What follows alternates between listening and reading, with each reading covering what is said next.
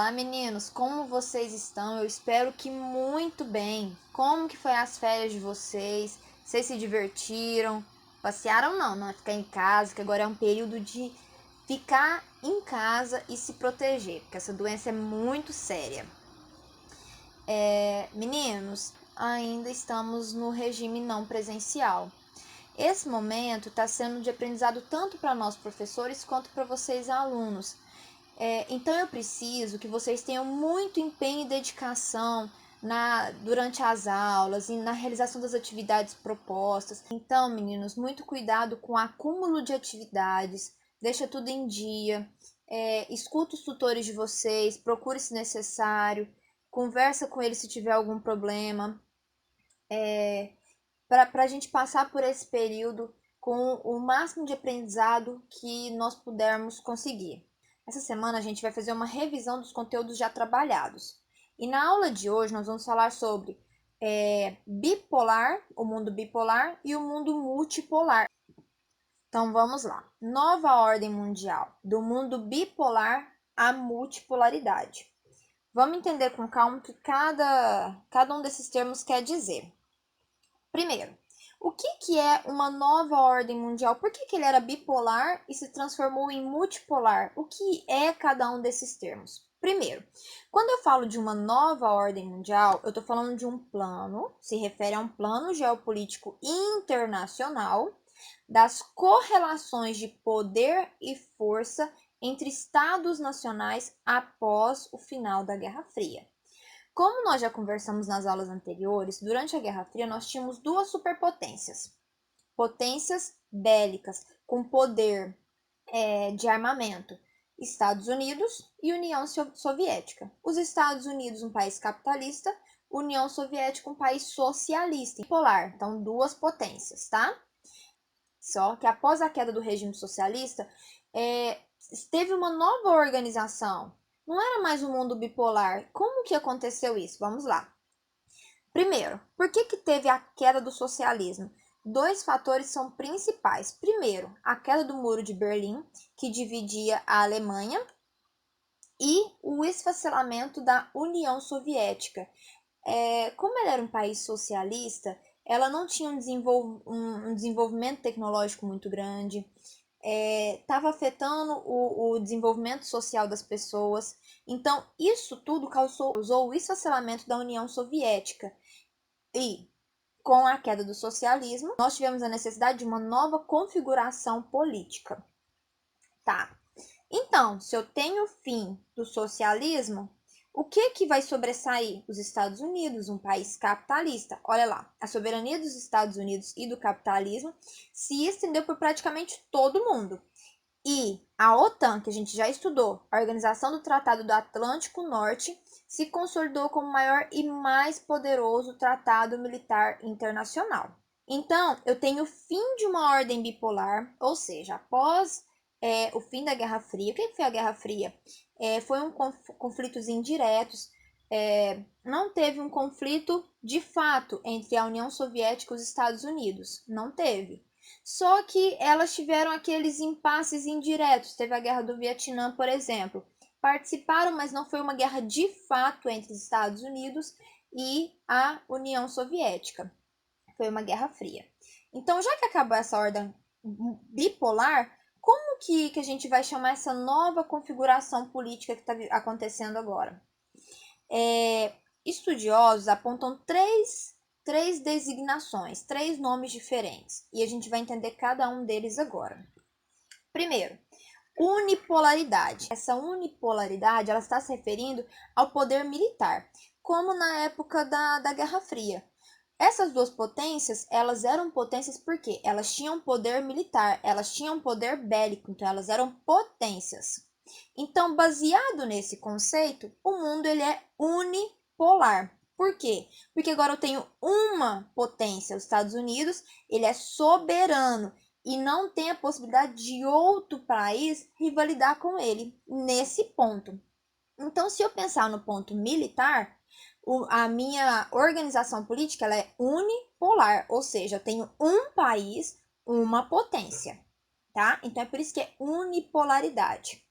Outro designo que eles dão para essa nova organização mundial é multipolaridade. Só que essa multipolaridade, eu não estou falando de poder militar, agora eu estou falando de poder econômico, tá? Essa nova organização mundial, ela não pode se basear mais em poder militar, em poderio bélico, e sim em poder econômico. Se eu estiver falando em poder econômico, eu tenho outras potências que se sobressaem nesse ponto. Juntamente com os Estados Unidos, eu tenho a União Europeia, eu tenho o Japão, e no início dos anos 2000, eu tenho a China, que desenvolveu economicamente e está se sobressaindo cada vez mais. Então, após o término da Guerra Fria, o poder bélico não era mais um fator tão importante, e sim a economia. Então, temos aliado, lógico, os Estados Unidos ainda é uma potência e ela se sobressai muito sobre essas outras, mas Japão, China e União Europeia também são potências econômicas no mundo atual, tá? E o terceiro e último termo, que ainda não é muito aceito, mas é um termo que eles cogitam para essa nova ordem mundial, é a unimultipolaridade, que é o quê?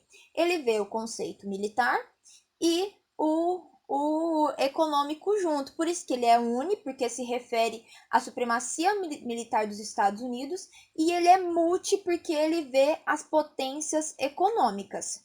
Então, unimultipolaridade. São os três termos. Vamos lá.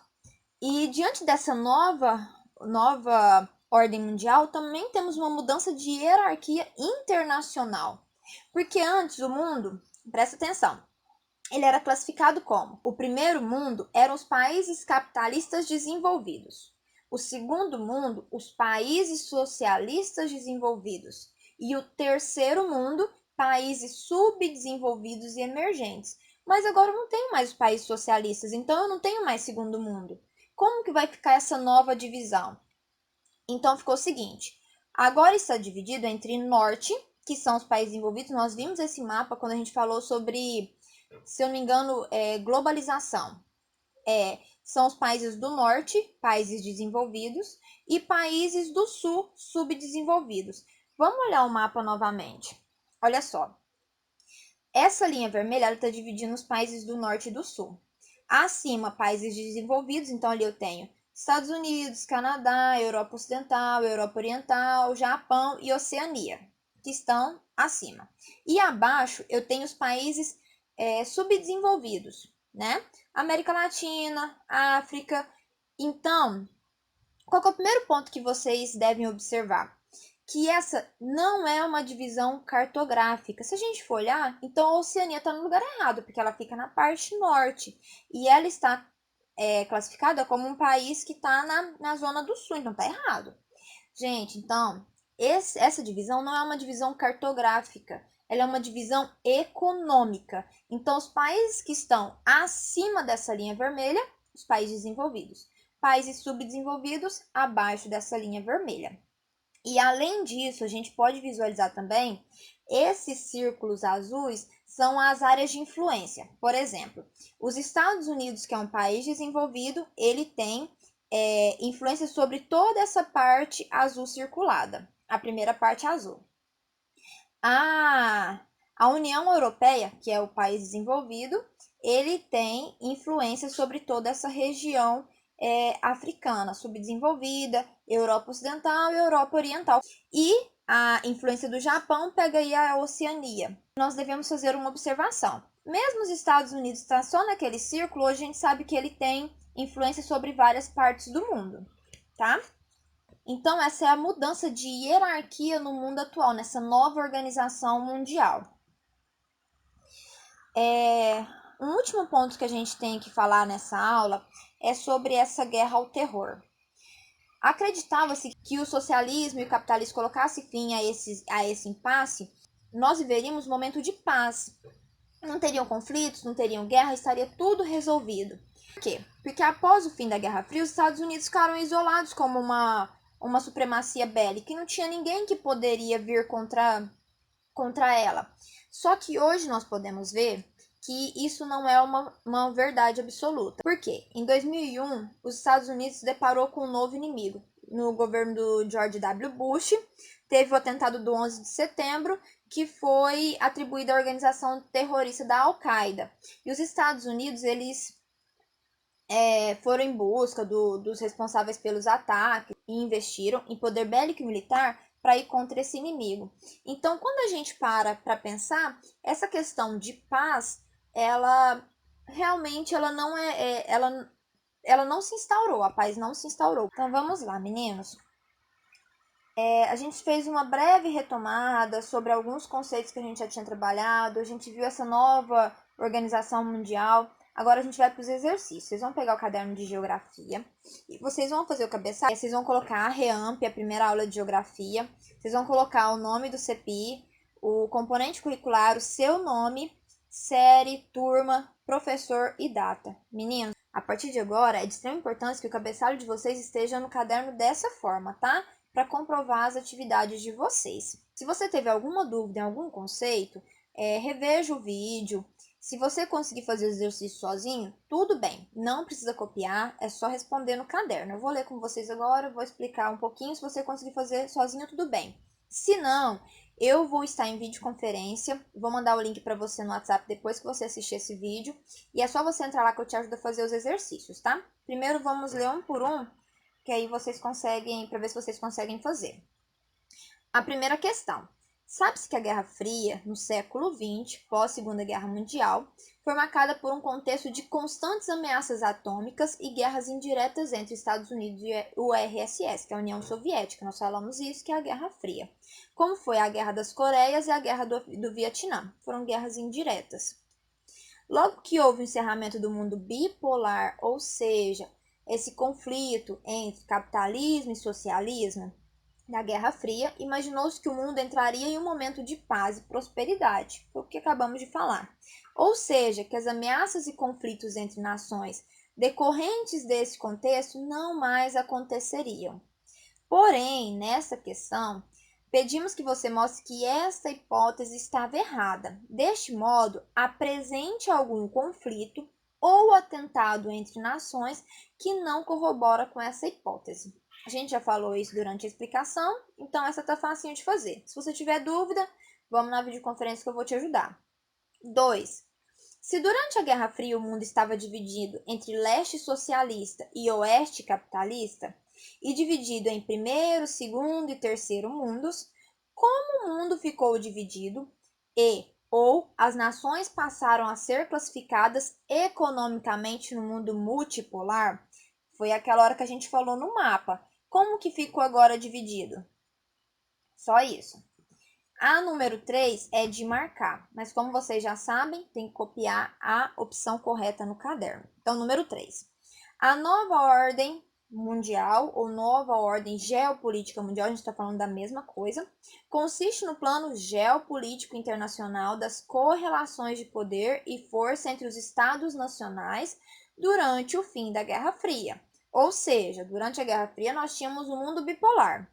E agora tornou-se necessário uma nova nomenclatura, uma nova divisão mundial. Beleza. Adotou-se, portanto, uma palavra para definir a nova ordem mundial, que é a unipolaridade, sendo a segunda a multipolaridade e a terceira unimultipolaridade. Nós falamos sobre cada uma individualmente.